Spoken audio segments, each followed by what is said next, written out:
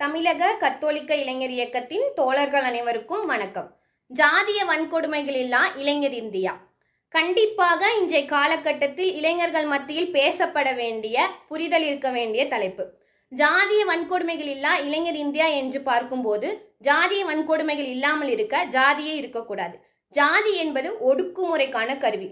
ஜாதி யார் மீதான ஒடுக்குமுறைக்கான கருவி என்று பார்த்தோமேயானால் அங்கு வர்ணாசிரமம் வழிவகுக்கின்றது.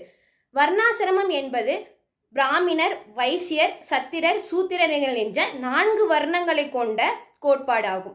இந்த தத்துவம் பிராமணர்களை உயர்ந்தவர்களாகவும் பிராமணர் அல்லாதவர்களை தாழ்ந்தவர்களாகவும் கருதுகின்றது. இங்கு பிராமணர் அல்லாதவர்கள் என்று பிரிப்பதற்கான காரணம் இந்த வர்ணாசிரம கொள்கை பிராமணர்களால் உருவாக்கப்பட்டதாகும். இந்த வர்ணாசிரமத்தின் தோற்றம் சனாதனத்திலிருந்து வந்தது.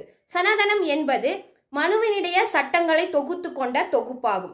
இந்த சனாதனம் என்ன கூறுகிறது என்றால், பிராமணர்கள் உயர்ந்தவர்கள், பிராமணர் அல்லாதவர்கள் தாழ்ந்தவர்கள், சூத்திரர்கள் தீண்டத்தகாதவர்கள் என்று கூறுகிறது. 4 வர்ண பெண்களுமே எந்தவித கட்டுப்பாடும் இன்றி சூத்திரர்களாக கருதப்படுகின்றனர். எனவே இந்த சனாதனம் இன பாகுபாடு மட்டுமின்றி பாலின பாகுபாட்டையும் சமுதாய பாகுபாட்டையும் ஜாதிய பாகுபாட்டுக்கும் வழியாக அமைகின்றது. ஜாதியை பற்றியும் ஜாதிய வன்கொடுமைகள் பற்றியும் தினம்தோறும் பேசப்பட வேண்டிய அவசியம் உள்ளது. இவ்வாறு இருக்கையில் இந்த ஜாதிய வன்கொடுமைக்கான தீர்வும் இங்கேதான் இருக்கின்றது. ஜாதிய வன்கொடுமைகள் இல்லா இளைஞர்கள் இந்தியா என்னும் போது அதற்கான தீர்வு இளைஞர்களாகிய நாம் இந்திய மக்கள் அனைவரையும் பார்ப்பினத்திற்கு எதிராகவும் சனாதனத்திற்கு எதிராகவும் விழிப்புணர்வு அடைய செய்து ஒருங்கிணைப்பதே ஆகும்.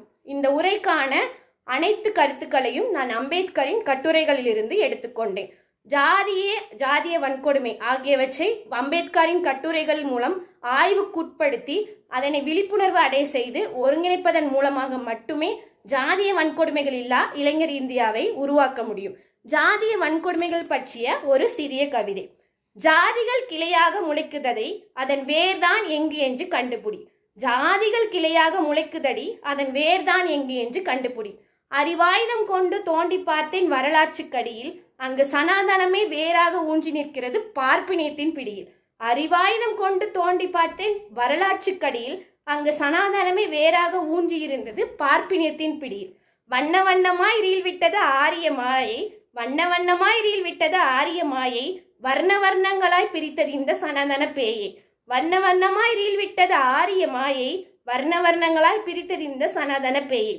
தொழிலுக்கொரு ஜாதி என்பதெல்லாம் பழைய புரட்டு, தொழிலுக்கொரு ஜாதி என்பதெல்லாம் பழைய புரட்டு, மூச்சுக்கு 300 ஜாதி என்பதுதான் இவனின் உருட்டு, மூச்சுக்கு 300 ஜாதி என்பதுதான் இவனின் உருட்டு. சமத்துவத்தை உறுதி செய்கிறது அரசியலமைப்பு சட்டம், சமத்துவத்தை உறுதி செய்கிறது அரசியலமைப்பு சட்டம், சமத்துவமின்மையை போதிக்கிறது இந்த சனாதன சட்டம். எனவே இளைஞர்களாகிய அனைவரும் இன்றைய காலகட்டத்தில் ஜாதியை பற்றியும் ஜாதிய வன்கொடுமையை பற்றியும் விழிப்புணர்வு அடைந்து அனைத்து மக்களையும் ஒருங்கிணைத்து ஜாதிய வன்கொடுமைகள் இல்லா இளைஞர் இந்தியாவை உருவாக்குவோம். நன்றி.